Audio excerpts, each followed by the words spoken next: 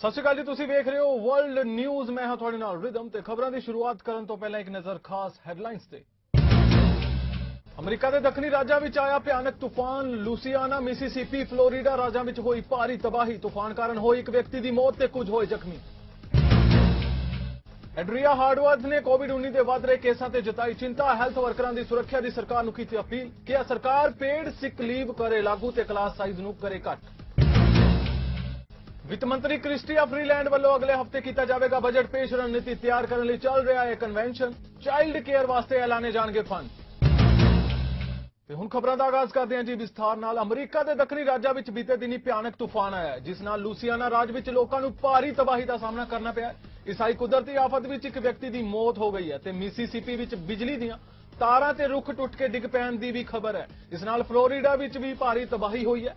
Saint ਲੈਂਡਰੀ Paris ਦੇ ਪ੍ਰਮੁੱਖ ਜੈਸੀ ਬਲੇਰਾਰਡ ਦੇ ਲੂਸੀਆਨਾ ਦੇ ਪਾਲਮੈਟੋ ਵਿੱਚ ਸਵੇਰੇ ਆਏ ਤੂਫਾਨ ਨਾਲ 27 ਸਾਲ ਦੇ ਜੋਸ ਐਂਟੀਨੀਓ ਦੀ ਮੌਤ ਪੁਸ਼ਟੀ ਕੀਤੀ ਗਈ ਹੈ ਤੇ ਬਲੇਰਾਰਡ ਨੇ ਇਹ ਵੀ ਕਿਹਾ ਹੈ ਕਿ ਇਸ ਤਬਾਹੀ ਵਿੱਚ ਜ਼ਖਮੀ 7 ਹੋਰ ਲੋਕਾਂ ਨੂੰ ਸਥਾਨਕ ਹਸਪਤਾਲਾਂ ਵਿੱਚ ਭੇਜਿਆ ਗਿਆ ਹੈ। ਤੂਫਾਨ ਨਾਲ ਲੂਸੀਆਨਾ ਤੇ ਮਿਸੀਸਿਪੀ ਦੇ ਵੱਡੇ ਹਿੱਸੇ ਵਿੱਚ ਮੀਂਹ ਪਿਆ। ਬਲੇਰਾਰਡ ਨੇ ਕਿਹਾ ਕਿ ਲੂਸੀਆਨਾ ਵਿੱਚ ਤਲਾਸ਼ ਅਤੇ ਬਚਾਅ ਮੁਹਿੰਮ ਜਾਰੀ ਹੈ। ਰਾਸ਼ਟਰੀ ਮੌਸਮ ਸੇਵਾ ਮੁਤਾਬਿਕ ਇਹ EF 3 ਸ਼੍ਰੇਣੀ ਦਾ ਤੂਫਾਨ ਸੀ ਜਿਸ ਨਾਲ 209 ਕਿਲੋਮੀਟਰ ਤੋਂ ਲੈ ਕੇ 225 ਕਿਲੋਮੀਟਰ ਪ੍ਰਤੀ ਘੰਟੇ ਦੀ ਗਤੀ ਵਾਲੀਆਂ ਹਵਾਵਾਂ ਚੱਲੀਆਂ। ਕੁਝ ਥਾਵਾਂ ਤੇ ਹੜ੍ਹ ਆਉਣ ਦੀ ਵੀ ਸੂਚਨਾ ਹੈ। ਓਨਟਾਰੀਓ ਵਿਧਾਨ ਸਭਾ ਵਿੱਚ ਵਿਰੋਧੀ ਧਿਰ ਦੀ ਲੀਡਰ ਐਡਰੀਆ ਹਾਰਥਵਰਥ ਵੱਲੋਂ ਕੋਵਿਡ-19 ਦੇ ਵੱਧ ਰਹੇ ਕੇਸਾਂ ਤੇ ਚਿੰਤਾ ਜ਼ਾਹਰ ਕੀਤੀ ਗਈ। ਉਹਨਾਂ ਸਰਕਾਰ ਨੂੰ ਅਪੀਲ ਕੀਤੀ ਕਿ ਉਹ ਹੈਲਥ ਕੇਅਰ ਵਰਕਰਾਂ ਅਤੇ ਪ੍ਰੋਵਿੰਸ ਵਾਸੀਆਂ ਦੀ ਸੁਰੱਖਿਆ ਲਈ ਕਦਮ ਚੁੱਕੇ। ਹਾਰਵਰਥ ਨੇ ਮੁੜ ਮੰਗ ਕੀਤੀ ਕਿ ਸਰਕਾਰ ਪੇਡ ਸਿਕ ਲੀਵ ਲਾਗੂ ਕਰੇ ਅਤੇ ਕਲਾਸ ਸਾਈਜ਼ ਘਟਾਏ ਤਾਂ ਜੋ ਸਭ ਨੂੰ ਸੁਰੱਖਿਅਤ ਰੱਖਿਆ ਜਾ ਸਕੇ। ਵਿੱਤ ਮੰਤਰੀ ਕ੍ਰਿਸਟੀਆ ਫਰੀਲੈਂਡ ਵੱਲੋਂ ਅਗਲੇ ਹਫ਼ਤੇ ਬਜਟ ਪੇਸ਼ ਕੀਤਾ ਜਾਵੇਗਾ। ਇਸ ਸੰਬੰਧੀ ਰਣਨੀਤੀ ਤਿਆਰ ਕਰਨ ਲਈ ਲਿਬਰ ਕਨਵੈਨਸ਼ਨ ਵੀ ਚੱਲ ਰਹੀ ਹੈ। ਇਸ ਬਾਰੇ ਕੈਨੇਡਾ ਦੀ ਆਰਥਿਕ ਵਿਕਾਸ ਮੰਤਰੀ ਨੇ ਦਾਅਵਾ ਕੀਤਾ ਕਿ ਸਰਕਾਰ ਆਰਥਿਕਤਾ ਅਤੇ ਔਰਤਾਂ ਦੀ ਭਾਗੀਦਾਰੀ ਵਧਾਉਣ ਲਈ ਚਾਈਲਡ ਕੇਅਰ ਵਾਸਤੇ ਫੰਡ ਐਲਾਨੇਗੀ। ਜਿਨ੍ਹਾਂ ਸਾਫ਼ ਕੀਤਾ ਕਿ ਲਿਬਰਲ ਸਰਕਾਰ ਵੱਲੋਂ ਕੈਨੇਡਾ ਦੇ ਹਰ ਇਲਾਕੇ ਨੂੰ ਫੰਡ ਅਤੇ ਸਰਕਾਰ ਵਿੱਚ ਨੁਮਾਇੰਦਗੀ ਦਿੱਤੀ ਜਾਵੇਗੀ। ਓਨਟਾਰੀਓ ਦੇ ਪ੍ਰੀਮੀਅਰ ਡਗ ਫੋਰਡ ਨੇ ਕੋਵਿਡ-19 ਵੈਕਸੀਨ ਦੀ ਆਪਣੀ ਪਹਿਲੀ ਡੋਜ਼ ਹਾਸਲ ਕੀਤੀ। ਵਾਇਰਸ ਖਿਲਾਫ ਜਨਤਕ ਤੌਰ ਉੱਤੇ ਵੈਕਸੀਨੇਸ਼ਨ ਕਰਵਾਉਣ ਵਾਲੇ ਫੋਰਡ ਕੈਨੇਡਾ ਦੇ ਲੇਟੈਸਟ ਸਿਆਸਤਦਾਰ ਬਣ ਗਏ ਨੇ। ਕਿਊਬਿਕ, ਮੈਨੀਟੋਬਾ, ਨਿਊ ਬਰੰਜਵਿਕ ਤੇ ਕਈ ਹੋਰਨਾਂ ਟੈਰੀਟਰੀਜ਼ ਦੇ ਪ੍ਰੀਮੀਅਰਸ ਦੇ ਨੇ ਵੀ ਵਿਸ਼ਵ ਦੇ ਕਈ ਹੋਰਨਾਂ ਆਗੂਆਂ ਵਾਂਗ ਜਨਤਕ ਤੌਰ ਉੱਤੇ ਵੈਕਸੀਨੇਸ਼ਨ ਕਰਵਾਈ। ਓਨਟਾਰੀਓ ਦੀ ਸਿਹਤ ਮੰਤਰੀ ਕ੍ਰਿਸਟੀਅਨ ਐਲੀਐਂਟ ਨੇ ਪਿਛਲੇ ਹਫ਼ਤੇ ਟੋਰਾਂਟੋ ਦੀ ਹੀ ਫਾਰਮੇਸੀ ਵਿੱਚ ਐਸਟ੍ਰਾਜੈਨਕਾ ਵੈਕਸੀਨ ਦਾ ਪਹਿਲਾ ਸ਼ੋਟ ਲਗਵਾਇਆ ਸੀ ਤੇ ਐਲੀਐਂਟ ਨੇ ਉਸ ਸਮੇਂ ਕਿਹਾ ਸੀ ਕਿ ਜਨਤਕ ਤੌਰ ਉੱਤੇ ਉਸ ਵੱਲੋਂ ਇਹ ਟੀਕਾ ਇਸ ਲਈ ਲਗਵਾਇਆ ਗਿਆ ਤਾਂ ਲੋਕਾਂ ਵਿੱਚ ਇਸ ਵੈਕਸੀਨ ਨੂੰ ਲੈ ਕੇ ਜਿਹੜੀ ਹਿਚਕਿਚਾਹਟ ਹੈ ਉਹ ਖਤਮ ਹੋ ਸਕੇ। ਅਜਿਹਾ ਕਰਨ ਨਾਲ ਲੋਕਾਂ ਨੂੰ ਇਹ ਸਿੱਧ ਹੋ ਗਿਆ ਕਿ ਇਹ ਟੀਕਾ ਸੇਫ ਹੈ ਤੇ ਜ਼ਿੰਦਗੀਆਂ ਬਚਾਉਂਦਾ ਹੈ। ਇਸ ਸਮੇਂ ਐਸਟ੍ਰਾਜੈਨਕਾ ਸੈਂਟ 55 ਸਾਲ ਜਾਂ ਇਸ ਤੋਂ ਵੱਧ ਉਮਰ ਦੇ ਲੋਕਾਂ ਨੂੰ ਓਨਟਾਰੀਓ ਦੀਆਂ 94 ਫਾਰਮੇਸੀਜ਼ ਉੱਤੇ ਉਪਲਬਧ ਹੈ। We hit over another 100,000 vaccinations yesterday, and we're ramping up. So things are looking really positive out there. But we have to keep going. Vaccines are coming in, and everyone's on a roll. We're getting into high priority neighborhoods, going in there and vaccinating people within their area. But we're also going into a lot of large employers and right across the hot areas, and by the end of the day we're going to have over 3 million people vaccinated, and I just want to give everyone the credit out there that's working their backs off. Ontario ਦੇ premier Doug Ford ਨੇ ਜਾਣਕਾਰੀ ਦਿੱਤੀ ਕਿ ਇਕੋਬੋਕੋ 'ਚ ਇੱਕ mobile ਕੋਵਿਡ-19 vaccine ਕੇਂਦਰ ਸਥਾਪਿਤ ਕੀਤਾ ਗਿਆ। ਇਸ ਦੌਰਾਨ ਉਹਨਾਂ ਨੇ ਮੋਬਾਈਲ ਵੈਕਸੀਨ ਸੈਂਟਰ ਦਾ ਦੌਰਾ ਕੀਤਾ। ਉਹਨਾਂ ਲੋਕਾਂ ਨੂੰ ਕੋਵਿਡ-19 ਵੈਕਸੀਨ ਲਗਵਾਉਣ ਲਈ ਜਾਗਰੂਕ ਕੀਤਾ ਤੇ ਵੈਕਸੀਨ ਲਗਵਾਉਣ ਦੀ ਅਪੀਲ ਕੀਤੀ। ਦੱਸ ਦਈਏ ਕਿ ਪ੍ਰੀਮੀਅਰ ਫੋਰਡ ਨੇ ਐਸਟ੍ਰਾਜੈਨਕਾ ਵੈਕਸੀਨ ਦੀ ਪਹਿਲੀ ਡੋਜ਼ ਲਈ ਹੈ। Well, that's great. I just want to say we're so grateful for Apotex that supplies vast majority of drugs right across the country and here in Ontario, and we want to make sure we protect them because they're the ones delivering medication to all of us. I want to thank Apotex and Jeff Watson and his whole team for putting this together, along with Barb Collins and Humber. I'll tell you folks, Humber is one of the greatest hospitals anywhere we have in the country, and I want to thank the Solicitor General Sylvia Jones for her strong leadership in making sure we get into high priority neighborhoods along with high priority facilities like Apotex, along with other manufacturing sectors, meat, poultry, pork manufacturers. We're really, everyone's just doing an incredible job right now. We've turned it up over 100,000 vaccines over the last few days, and we're just going to continue building on that. So folks, our goal, 40% of the population in 28 days. and we can't do it without all these folks here. So we're very, very grateful. Well, right now, excluding pharmacies, excluding primary care, and anyone who's not on the provincial site, we have booked 1.9 million vaccines. So to answer your question, we're short about 500,000 or more vaccines, but I'm confident with the conversations with the federal government. They're really trying hard. They're trying to get as many vaccines as possible, and I'm confident they're going to do it. I understand J&J is going to be coming out in the end of April. We don't know how much, but that's positive news as well. And again, as I said on my press conference the other day, folks, let's stay positive. We need to stay positive. We're going to get through it. I understand everyone gets frustrated throughout this pandemic, but we're well ahead of a lot of places around the world because of the people here in Ontario. We have the greatest doctors, greatest healthcare workers, greatest pharmaceutical companies right here, and we're going to get through it, and we're going to see light at the end of the tunnel here.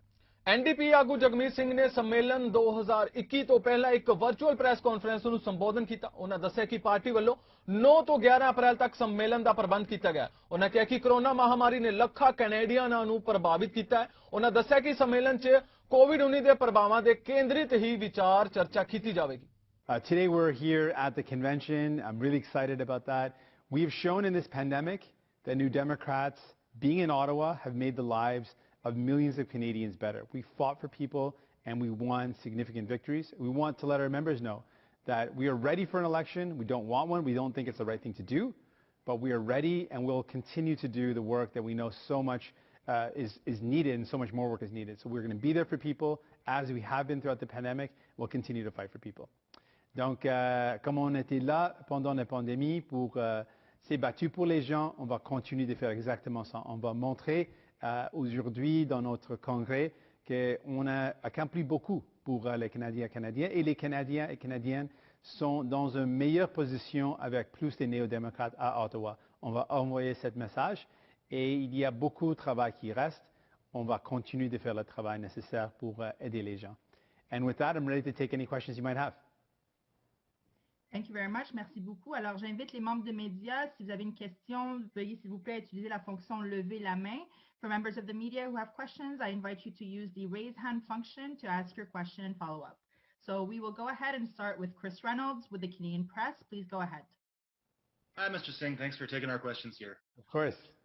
I saw that there are many resolutions that may make it to the floor for debate. I wanted to ask you yet again about one particular one. On Sunday, there may be a vote on, I think it's number 6, to insert the word socialism back into the NDP constitution. I know this has been debated in past years before your time as leader, but I'm wondering if you have thoughts on this proposal and whether you support that idea.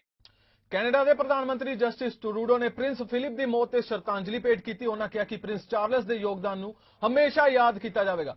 ਨਾਲ ਹੀ ਉਹਨਾਂ ਨੇ Canada ਵਿੱਚ ਕੋਵਿਡ-19 ਦੀ ਤੀਜੀ ਲਹਿਰ ਦੌਰਾਨ ਲਗਾਤਾਰ ਵੱਧ ਰਹੇ ਕੋਰੋਨਾ ਕੇਸਾਂ ਤੇ ਚਿੰਤਾ ਪ੍ਰਗਟ ਕੀਤੀ। ਉਹਨਾਂ ਕਿਹਾ ਕਿ ਵੈਕਸੀਨ ਸਪਲਾਈ ਅਤੇ ਰੋਲ ਆਊਟ ਪ੍ਰਕਿਰਿਆ ਲਈ ਸਾਰੇ ਪ੍ਰੋਵਿੰਸਾਂ ਦੇ ਪ੍ਰੀਮੀਅਰਸ ਨਾਲ ਗੱਲਬਾਤ ਕੀਤੀ ਜਾ ਰਹੀ ਹੈ। Let me begin by saying that it is with deep sadness this morning that we all learned of the passing of His Royal Highness the Duke of Edinburgh. Right now, we're seeing more and more young people being admitted to hospital with COVID-19. So too young people. There are more contagious and more serious variants out there. Even if you're younger, you can get sick very, very quickly. Or you can give the virus to someone you love who can get very sick. I know you've already done so much and sacrificed so much, but we just need you to hang in there a little bit longer. And to people of every age, we still need your help. Together, we're going to get through this. Our path out of this pandemic is vaccines. So that's my number one focus. Vaccine delivery and rollout is something I talked about with the premiers on Wednesday. So far, we've delivered more than 10.5 million doses to the provinces and territories. And I know that they're working to get these shots into the arms of Canadians as fast as possible. This is a true team effort, especially now that we're in the ramp-up phase of the vaccine rollout. ਉਧਰ Canada ਦੀ procurement minister Anita ਆਨੰਦ ਨੇ ਦੱਸਿਆ ਕਿ ਸ਼ੁਰੂਆਤ ਤਿਮਾਹੀ ਵਿੱਚ Canada ਨੂੰ 6 million dose ਮੁਹੱਈਆ ਕਰਵਾਈਆਂ ਗਈਆਂ ਸਨ। ਉਹਨਾਂ ਦੱਸਿਆ ਕਿ ਮਾਰਚ ਦੇ ਆਖਿਰ ਵਿੱਚ 9.5 ਮਿਲੀਅਨ ਡੋਜ਼ ਪ੍ਰਾਪਤ ਹੋਈਆਂ। ਵੈਕਸੀਨ ਸਪਲਾਈ ਬਾਰੇ ਜਾਣਕਾਰੀ ਦਿੰਦਿਆਂ ਉਹਨਾਂ ਦੱਸਿਆ ਜੇਕਰ ਅਪ੍ਰੈਲ 'ਚ 6 ਮਿਲੀਅਨ ਡੋਜ਼ ਕੈਨੇਡਾ ਨੂੰ ਪ੍ਰਾਪਤ ਹੋਣਗੀਆਂ ਤਾਂ ਮਈ ਦੇ ਵਿੱਚ 7 ਮਿਲੀਅਨ ਡੋਜ਼ ਮੰਗਵਾਈਆਂ ਜਾ ਸਕਦੀਆਂ ਨੇ। As the Prime Minister mentioned, we began the quarter with 6 million vaccines targeted to come into the country. We ended March with 9.5 million vaccines in the country. We are accelerating rapidly in terms of our deliveries. We will see Q2 looking very different from Q1. For example, 6 million doses will be arriving in April. 7 million doses will be arriving in May, with 44 million overall prior to the end of June. Right now, 17% of Canadians have received at least one dose of vaccine. Canada stands 7th in the G20 in terms of doses administered per 100 people. As we have repeatedly said, our vaccine procurements and deliveries are rapidly accelerating. We have moved 22 million doses from later quarters to earlier quarters in the year, including, as I mentioned, 44 million doses expected prior to the end of June.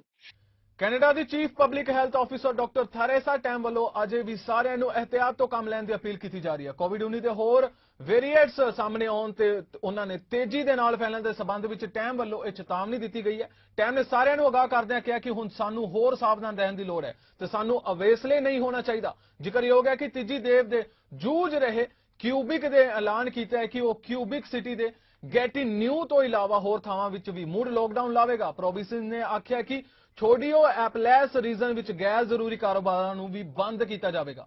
I can't speak directly to exactly what the regulator has. I'm not from that area, but I know that as per the clotting and low platelets issue related to the AstraZeneca vaccine, Health Canada is connected with all of its international counterparts, including the FDA.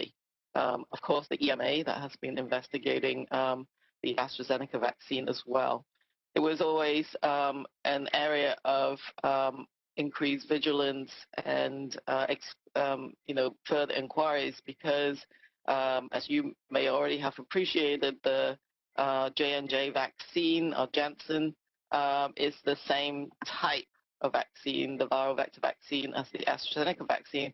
National advisory committee and immunisation ਵੱਲੋਂ ਆਪਣੇ ਵੱਲੋਂ ਕੀਤੀਆਂ ਗਈਆਂ ਸਿਫਾਰਿਸ਼ਾਂ ਨੂੰ ਇੱਕ ਵਾਰ ਮੁੜ ਸਹੀ ਠਹਿਰਾਉਂਦਿਆਂ ਇਹ ਦੁਹਰਾਇਆ ਜਾ ਰਿਹਾ ਹੈ ਕਿ ਕੋਵਿਡ-19 ਵੈਕਸੀਨ ਦੀ ਦੂਜੀ ਡੋਜ਼ ਵਿੱਚ 4 ਮਹੀਨੇ ਦੀ ਦੇਰ ਕੀਤੀ ਜਾ ਸਕਦੀ ਹੈ। ਪਰ ਹੁਣ NACI ਦਾ ਕਹਿਣਾ ਹੈ ਕਿ ਕੈਨੇਡਾ ਨੂੰ ਹਾਸਲ ਹੋ ਰਹੀ ਕੋਵਿਡ-19 ਵੈਕਸੀਨ ਦੀ ਵਾਧੂ ਸਪਲਾਈ ਕਾਰਨ ਹਰ ਕਿਸੇ ਨੂੰ ਅਜਿਹਾ ਕਰਨ ਦੀ ਕੋਈ ਲੋੜ ਨਹੀਂ ਹੈ ਤੇ 2 ਡੋਜ਼ਾਂ ਦਰਮਿਆਨ 4 ਮਹੀਨੇ ਲਈ ਉਡੀਕ ਕਰਨ ਦੀ ਕੋਈ ਲੋੜ ਨਹੀਂ ਹੈ। ਵੈਕਸੀਨ ਸਪਲਾਈ ਵੀ ਸੁਧਾਰ ਹੋਣ ਕਾਰਨ ਪਹਿਲੀ ਤੇ ਦੂਜੀ ਡੋਜ਼ ਵਿੱਚ ਫਰਕ 4 ਮਹੀਨੇ ਤੋਂ ਵੀ ਘੱਟ ਰਹਿਣ ਦੀ ਉਮੀਦ ਹੈ। NACI ਦੀ ਚੇਅਰ ਡਾਕਟਰ ਕੈਰੋਲੀਨ ਕੁਆਗ ਨੇ ਆਖਿਆ ਕਿ ਸਪਲਾਈ ਵੱਧ ਜਾਣ ਕਾਰਨ ਇਹ ਵਕਫਾ ਹੋਰ ਘਟਣ ਦੀ ਉਮੀਦ ਹੈ। ਮਿਸੀਸਾਗਾ ਤੋਂ ਮੈਂਬਰ ਆਫ ਪ੍ਰੋਵਿਜ਼ਨਲ ਪਾਰਲੀਮੈਂਟ ਨੀਨਾ ਤਾਗੜੀ ਵੱਲੋਂ ਕੋਰੋਨਾ ਦੀ ਪਹਿਲੀ ਡੋਜ਼ ਲਗਵਾਈ ਗਈ ਤੇ ਉਹਨਾਂ ਨੇ ਲੋਕਾਂ ਨੂੰ ਅਪੀਲ ਕੀਤੀ ਹੈ ਕਿ ਉਹ ਵੀ ਵੈਕਸੀਨ ਲਗਵਾਉਣ ਲਈ ਸਿਹਤ ਕੇਂਦਰਾਂ ਵਿਖੇ ਪੁੱਜਣ ਅਤੇ ਸਰਕਾਰ ਦੀ ਕੋਰੋਨਾ ਵਿਰੁੱਧ ਲੜਾਈ ਵਿੱਚ ਆਪਣਾ ਯੋਗਦਾਨ ਪਾਉਣ। ਇਹ ਵੈਕਸੀਨ ਉਹਨਾਂ ਨੂੰ ਯੂਨੀਵਰਸਿਟੀ ਆਫ ਟੋਰਾਂਟੋ ਵਿਖੇ ਲਾਈ ਗਈ। ਇਸ ਦੇ ਨਾਲ ਹੀ ਉਹਨਾਂ ਨੇ ਸਭ ਨੂੰ ਬਿਨਾਂ ਕਿਸੇ ਡਰ ਜਾਂ ਘਬਰਾਹਟ ਦੇ ਕੋਰੋਨਾ ਵਰਗੀ ਭਿਆਨਕ ਮਹਾਮਾਰੀ ਤੋਂ ਬਚਾਅ ਲਈ ਵੈਕਸੀਨੇਸ਼ਨ ਲਗਵਾਉਣ ਲਈ ਪ੍ਰੇਰਿਤ ਕੀਤਾ। Hi, I'm Nina Tangri, a Member of Provincial Parliament in Mississauga Streetsville, and I'm here at the University of Toronto, Mississauga, affiliated with Trillium Health Partners, to have my COVID vaccine. So I'm here with Dr. Hamadani, who's going to administer the vaccine into me, so let's see. All right. So let's take a deep breath in for me, if you will. 1, 2, 3, and wiggle your toes. There you go.